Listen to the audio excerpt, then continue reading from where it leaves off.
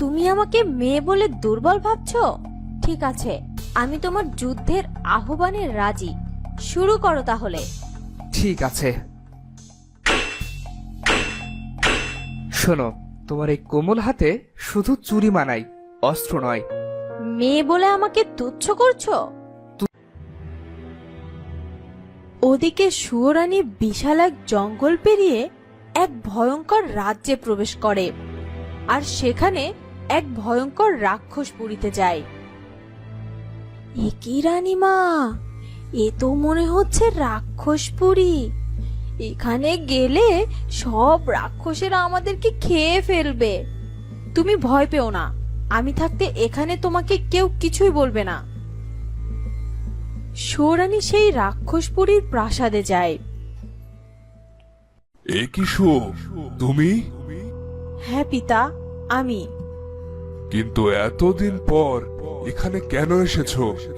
আর তুমি তো এই রাক্ষসপুরী থেকে বিতাড়িত, আর তোমার সব রাক্ষসী শক্তি কেড়ে নেওয়া হয়েছে। হ্যাঁ বাবা, আমি তোমাদের রাক্ষস সমাজের নিয়ম ভেঙেছিলাম দেখে আমাকে বিতাড়িত করেছিলে, কিন্তু আজ তো অনেক বছর পার হয়ে গিয়েছে। এবার তো আমি সব ফিরে পেতেই পারি। হ্যাঁ, আর তাছাড়া তোকে আমরা কোথাও খুঁজে পাইনি। পিতা, আমি এক রাজাকে বিয়ে করে এতদিন সেখানেই ছিলাম। সুয়োরানীমা, আপনি রাক্ষস? ওরে বাবা রে! দাসী অজ্ঞান হয়ে মাটিতে পড়ে যায়। প্রায় ভোর হয়ে যায়।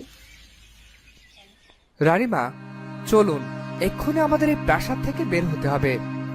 কিন্তু মহারাজ তো অচেতন হয়ে আছে, তাকে কিভাবে নিয়ে যাব? আমি দুজন প্রহরীকে বলে রেখেছি, মহারাজকে পালকিতে করে নিয়ে যাওয়ার ব্যবস্থা করেছি।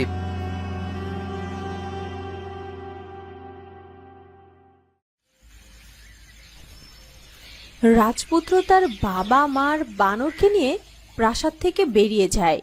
ওদিকে সুয়োরানী দাসীর জ্ঞান ফিরিয়ে আনে। আমার কি হয়েছে রানীমা? আমি কোথায়? দাসী, তুমি ভয় পেও না, তোমার কোনো ক্ষতি হবে না। তুমি আমার পাশে থেকে সব সময় আমাকে সাহায্য করেছো, আর তুমি আমার একমাত্র পছন্দের মানুষ। ঠিক আছে রানীমা, তুমি এখানে বিশ্রাম করো, আমি পিতার সাথে কথা বলে আসছি। না না সুয়োরানীমা, আপনি আমাকে একা রেখে যাবেন না। আমি তো বলেছি দাসী, তোমাকে কেউ কোনো ক্ষতি করবে না।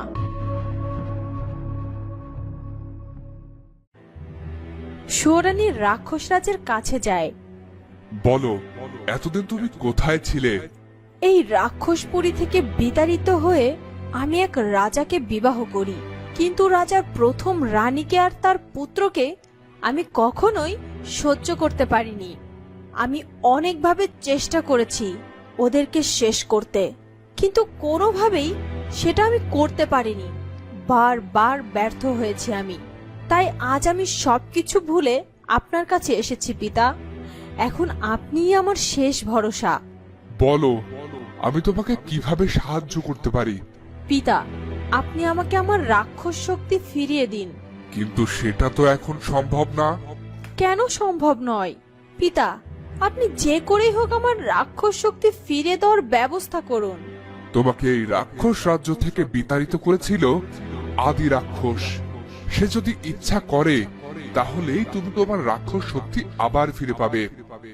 ঠিক আছে পিতা, আপনি এক্ষুনি আদি রাক্ষসকে আহ্বান করুন। রাজপুত্র সবাইকে নিয়ে পথ চলতে থাকে। এ তো অনেক দূরের পথ, আর পথটা মনে হচ্ছে খুবই ছমছমে। রানীমা, আমার উপর ভরসা রাখুন। তোমার উপর ভরসা করেই তো আমি মহারাজকে নিয়ে পথে বের হয়েছি। তারা আবার পথ চলতে শুরু করে। রানীমা, ওই দেখুন, দূরে সেই কুঠির দেখা যাচ্ছে। হঠাৎ করেই বেশ কিছু ডাকাত এসে তাদেরকে ঘিরে ফেলে। কে কে কে তোমরা? কেন তোমরা আমাদের উপর আক্রমণ করছো? কি চাই তোমাদের? তোদের কাছে যা টাকা পয়সা সোনা দানা আছে সব আমাদেরকে দিয়ে দে। দেখো, আমার স্বামী অনেক অসুস্থ, তাকে সুস্থ করার জন্য আমরা রওনা দিয়েছি। আমাদের কাছে এখন সেরকম কোনো সম্পদই নেই। আমাদেরকে ছেড়ে দাও। ওই তোরা ওদের কথা না শুনে ওদেরকে ধরে আমাদের ডেরায় নিয়ে চল। রাজপুত্র তলোয়ার উঠাতেই ডাকাত সর্দার তার তলোয়ার দিয়ে রাজপুত্রের তলোয়ার ফেলে দিয়ে তাকেও বন্দী করে। চল, ওদের সবাইকে ধরে নিয়ে চল আমাদের আস্তানায়। ডাকাত অসুস্থ রাজা সহ সবাইকে ধরে নিয়ে যায়। ওদিকে রাক্ষস রাজের আমন্ত্রণে আদি রাক্ষস উপস্থিত হয়। বল, কি হয়েছে? আমাকে কেন স্মরণ করেছিস? আদি রাক্ষস, শুয়ো আপনার কাছে তার রাক্ষস শক্তি ফেরত চেয়েছে। হ্যাঁ, আমি সব শুনেছি তোদের কথা। তবে শুয়োকে তার আগের শক্তি ফিরে পেতে অনেক তপস্যা করতে হবে, আর সেই তপস্যা শেষ হলেই তাকে 10 জন বালক বালিকাকে বলি দিতে হবে। আমি আমার রাক্ষস শক্তি ফিরে পেতে সবকিছুই করতে পারি। ঠিক আছে, তাহলে আজ থেকে তুই তো তপস্যা শুরু কর। আর তুই যদি এই কাজগুলো সফলভাবে পূরণ করতে পারিস, তাহলে তুই একজন ভয়ঙ্কর শক্তিশালী রাক্ষসে পরিণত হতে পারবি। তোকে তখন কেউ পরাজিত করতে পারবে না। তবে তোকে এই কাজগুলো করতে অনেক সময় লেগে যাবে। আমি সব কিছুর জন্যই প্রস্তুত। সুয়োরানী দাসীর কাছে যায়। আপনি এসেছেন সুয়োরানী মা? ভয়ে আমার বুকটা শুকিয়ে আসছিল। আর তোমাকে ভয় পেতে হবে না। তুমি আজই রাজপ্রাসাদে ফিরে যাও, আর রূপমতীকে বলো আমি রাজসভার কিছু কাজের জন্য বেশ কিছুদিন প্রাসাদের বাইরে থাকবো। আগে রানীমা। দাসী চলে যায়। আমাকে কিছুদিন ধৈর্য ধরতেই হবে। এরপর আমি হব সব থেকে শক্তিধর রাক্ষসী, আর তখন ওই দুয়োরানী আর তার সন্তান, এমনকি মহারাজকেও আমার হাত থেকে কেউ বাঁচাতে পারবে না। সর্দার, দেখুন আজ রাজার পরিবার সব বন্দী করেছি। এবার রাজার রানীকে আটকে রেখে ওই রাজপুত্রকে দিয়ে অনেক ধন সম্পদ হাসিল করা যাবে। সাব্বাস, খুব ভালো করেছিস। ওদেরকে বেঁধে ফেল। ডাকাতেরা রাজপুত্র, রানী আর বানরকে বেঁধে ফেলে আর রাজাকে মাটিতে শুইয়ে রাখে। ডাকাত সর্দার রাজপুত্রের কাছে যায়।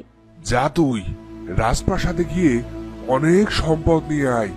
আর হ্যাঁ, ভুল করেও যদি চালাকির চেষ্টা করিস, তাহলে কিন্তু রাজা রানী এমনকি এই বাদরটাকেও শেষ করে ফেলবো। তোমাদের লজ্জা করে না মানুষ হয়ে অসুস্থ অচেতন মানুষের উপর অত্যাচার করতে?